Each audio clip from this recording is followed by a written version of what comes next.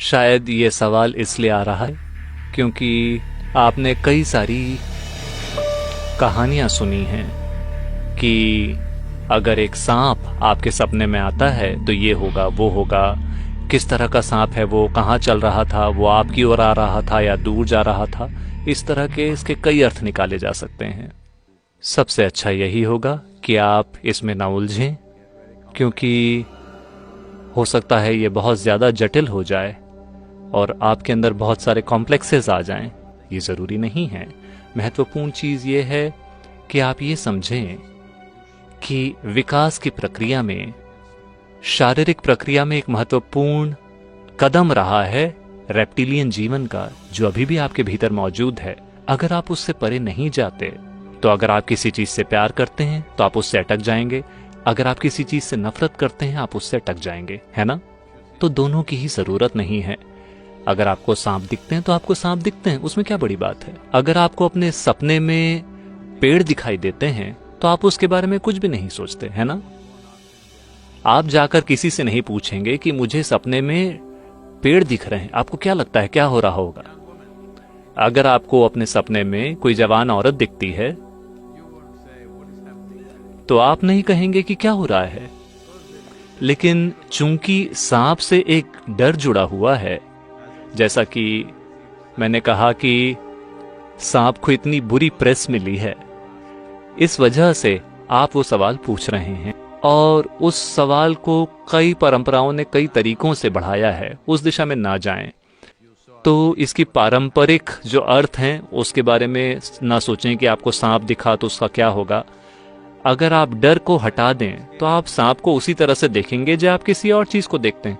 देखिए, अभी यहाँ जो केबल लटका है ये भी एक सांप की तरह ही देख रहा है।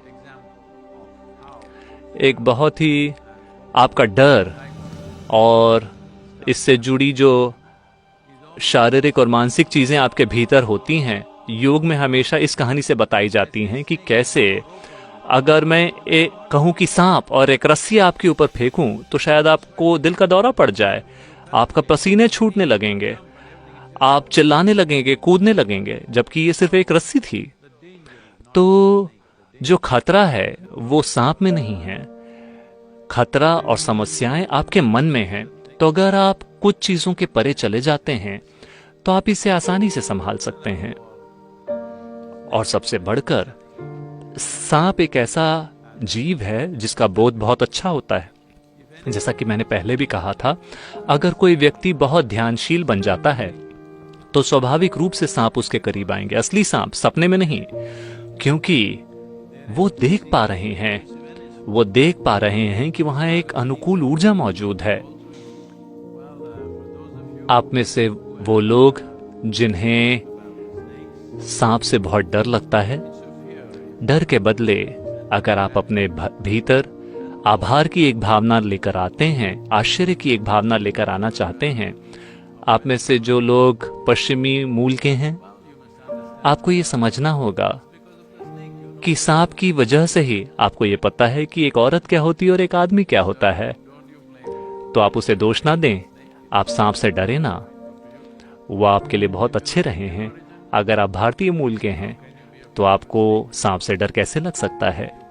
क्योंकि आपके पास ना तो शिव होंगे, ना विष्णु होंगे या देवी होंगी। सांप के बिना कोई भी नहीं आता। तो समय आ गया है कि हम इस धरती पर मौजूद हर जीवन के साथ दोस्ताना बने। उनके शरीर में जो विष है उसका आपसे कोई संबंध नहीं है, आपसे कोई भी संबंध नहीं है।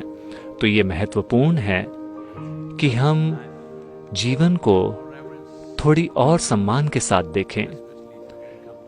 खासतौर पर अगर आप सांपों के साथ समझौता कर लेते हैं तो आप हर जीवन के साथ समझौता कर लेंगे।